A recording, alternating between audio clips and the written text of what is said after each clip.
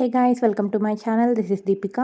I'm an AHS student. So నేను మీ అందరికీ classes చెప్దామన్నట్టు decide అయ్యాను. నన్ను కూడా కొంతమంది కామెంట్స్లో అడిగారు.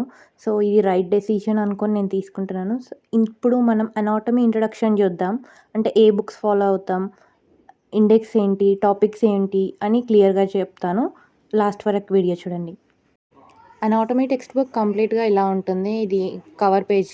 సో సంపత్ మధ్యస్థ అనే రైటర్ రాశారు అండ్ సిబిఎస్ పబ్లిషర్స్ ఉంటుంది. ఈ బుక్ని అలైడ్ హెల్త్ సైన్సెస్ వాళ్ళు యూజ్ చేస్తారు. ఇంకో బుక్ వచ్చేసి హ్యూమన్ అనాటమీ బీడీ చౌరసియా. మొత్తం 4 వాల్యూమ్స్ ఉంటాయి.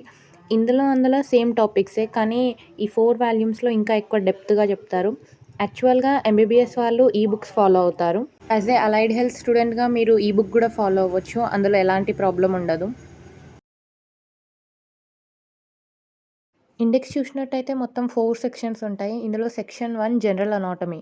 ఇక్కడే మీకు సబ్ టాపిక్స్ కూడా కనబడుతుంటాయి, క్లియర్గా చూడొచ్చు. అండ్ సెక్షన్ 2 వచ్చేసి మస్కులోస్కెలిటల్ సిస్టమ్. అండ్ బాడీలో ఉన్న ప్రతి మసిల్స్ గురించి అండ్ వాటి నర్వ్ సప్లై గురించి ఈ టాపిక్లో ఉంటుంది. అండ్ సెక్షన్ 3 వచ్చేసి ఆర్గన్ సిస్టమ్. థొరాక్స్ నుంచి అబ్డామిన్ రీజన్ వరకు ఉన్న అన్ని ఆర్గన్స్ గురించి ఇన్ డీటెయిల్గా చెప్తారు. అండ్ సెక్షన్ 4 వచ్చేసి nervous system completely and brain, spinal cord ఇంకా ఎండోక్రైన్, స్పెషల్ సెన్సెస్ గురించి ఉంటుంది.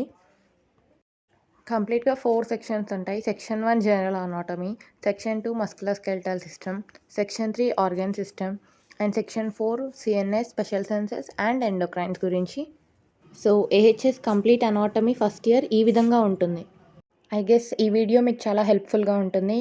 ఇంకా మీరు వేరే సబ్జెక్ట్స్ గురించి లేదంటే ఈ సబ్జెక్ట్లోనే ఎలాంటి డౌట్స్ ఉన్నా మీరు కామెంట్స్లో అడగండి, డెఫినెట్గా రిప్లై ఇస్తాను. నేను వేరే సబ్జెక్ట్స్ కూడా కంప్లీట్ డీటెయిల్స్ నెక్స్ట్ వీడియోలో చెప్తూ ఉంటాను. So subscribe for me more details. Thank you and thanks for watching.